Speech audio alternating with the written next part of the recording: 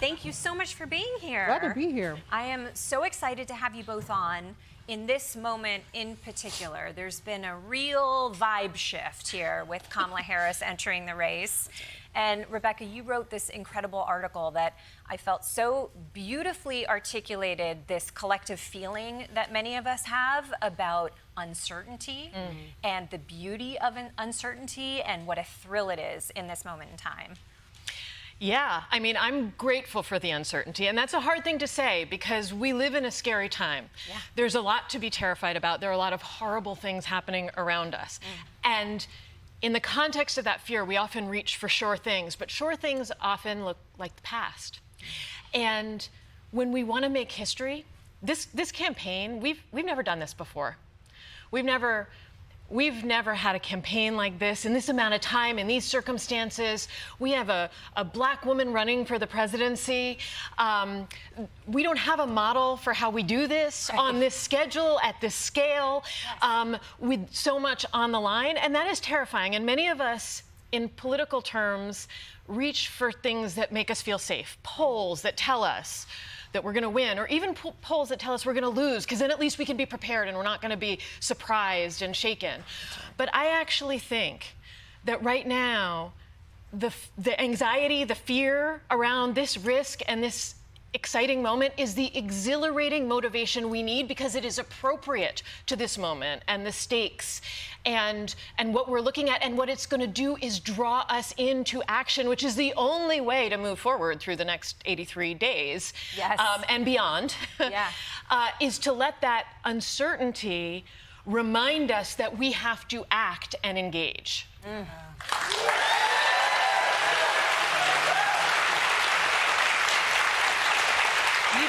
You brought up the polls, and I think so many of us go to the polls and are, watching them obsessively. Maybe I'm just referring to myself, but why are the polls so dangerous to be watching? Why should we not be hanging it all on that? I mean, have any of you ever been called for a poll? None of us picks up the phone for. Tim Walz missed the VP's phone call because he didn't recognize her phone number. That's right.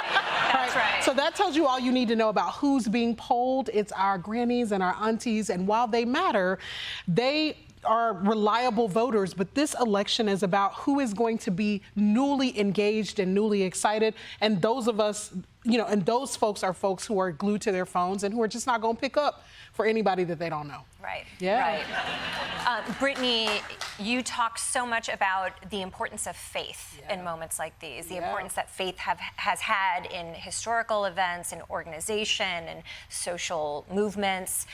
How does faith play into this moment right now? Yeah, faith is a tricky term because most times people think that we're trying to, draw them into the cult of organized religion. But which is why I brought you all here today. We're going to pass around the hat.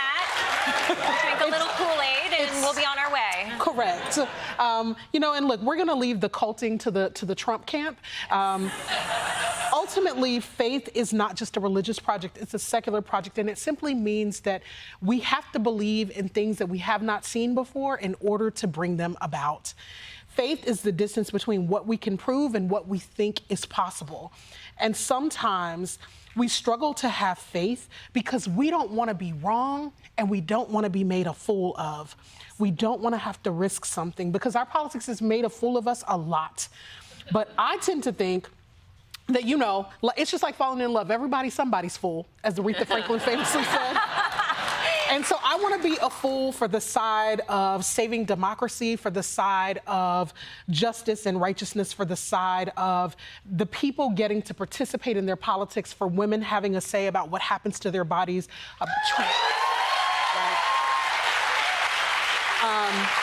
For trans folks getting the care that they need, and for all the elders in my life actually having health care and the things that they need to live well and thrive even into old age.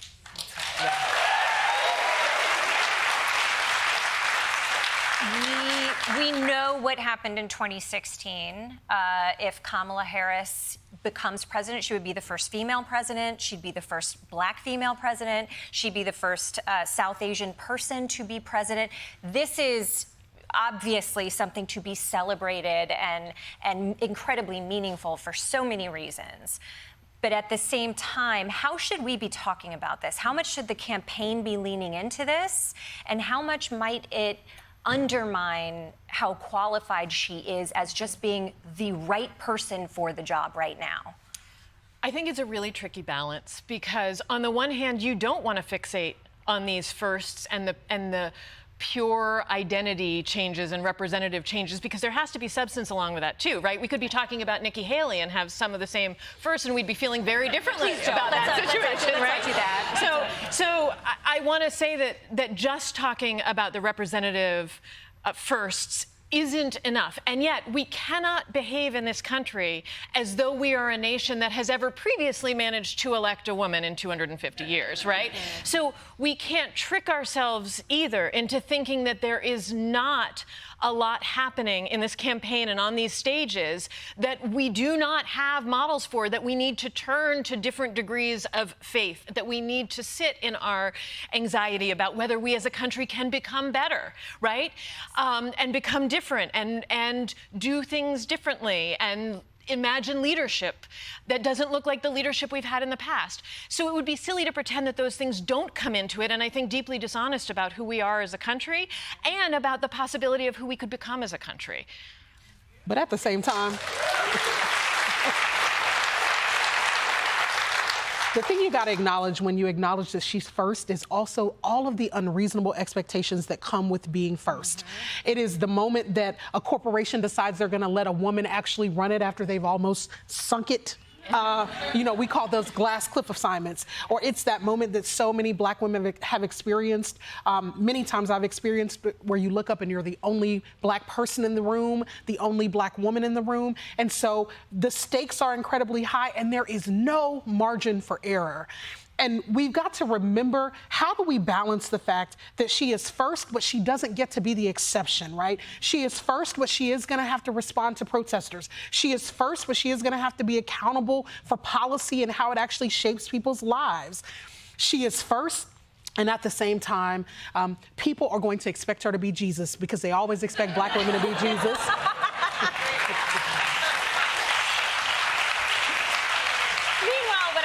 Just 8 minutes ago, the 20 minutes of reel that we just watched on Donald Trump. It's crazy that we're having this conversation right now. You have both written extensively about using the power of anger and using the power of rage. Female politicians are not given any grace to have anger or rage. Is there any reason why they should give a flying about that? I mean, look, my camp is, lean into that shit. Like, it'll,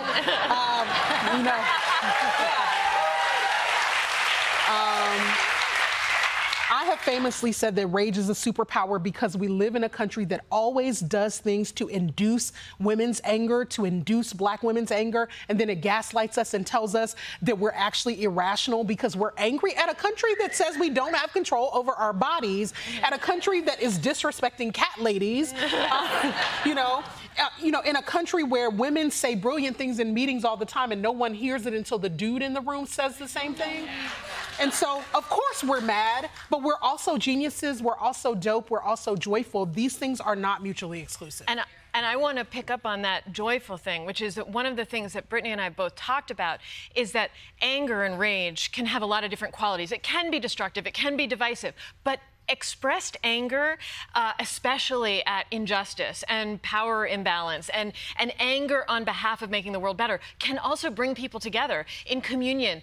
And what we see right now, the vibe shift that you talked about, there is this crucial thing happening, which is that there is no question that there is a kind of fury at what's at stake, motivating so many people, not only on the campaign trail, but the people who are organizing these calls. And yet that shared anger is bringing people together. What is being projected by Kamala Harris and Tim Walz on those stages is unfettered joy. The beauty of being able, the happiness of being able to envision a future that looks different from our past. That's right. That's right.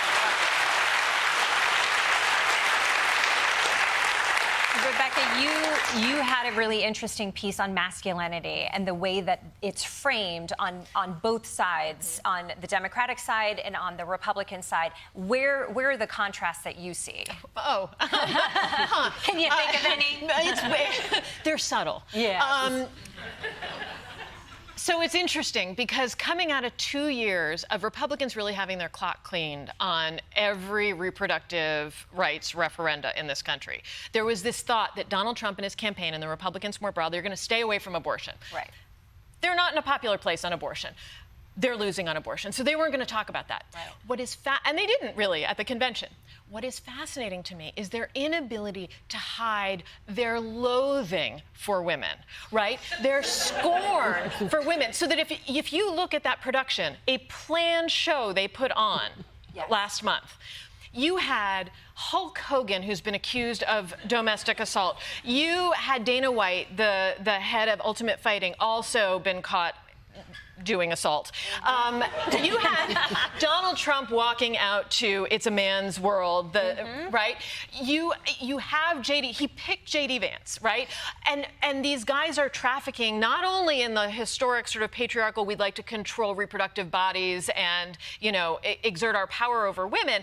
You have the newer manosphere sort of ickier, real dislike of women, like resentment of women who won't have sex with them on demand and who won't bear their babies on demand. And that's really seeping into this in a kind of new, gross way that you see. Donald Trump is doing interviews with Elon Musk, who is a person who said that abortion and birth control have led to the crumbling of society and thinks that people who don't have children shouldn't vote.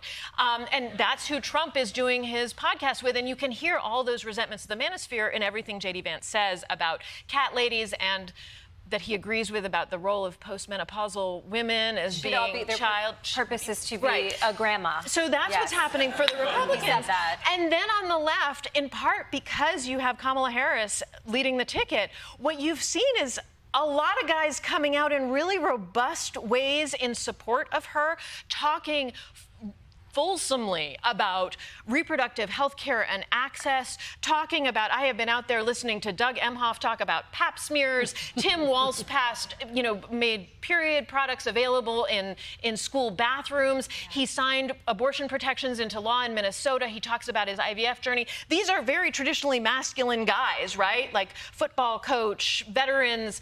And yet they seem to be comfortable in a way that I have rarely seen Democratic men be comfortable before, making reproductive health care and access and women's full civic participation a clarion moral call of the Democratic Party. And that is a remarkable thing that we're watching on the left. Yes, indeed. The only thing I would add about this masculinity thing is that I think that J.D. Vance is having the terrible realization that he picked the wrong daddy. He picked Trump, and really what he wanted was Tim Walz. We have a politics that actually rewards men who have these embattled relationships with their fathers. It was true for Barack Obama. It's true for Donald Trump. We're seeing it with J.D. Vance. And then you have Tim Walz, who's this lovely father figure. And so it is time for America to have this reckoning around its own consistent daddy issues. And, this is the way we can solve the incel problem. Who knew we just needed a high school football coach?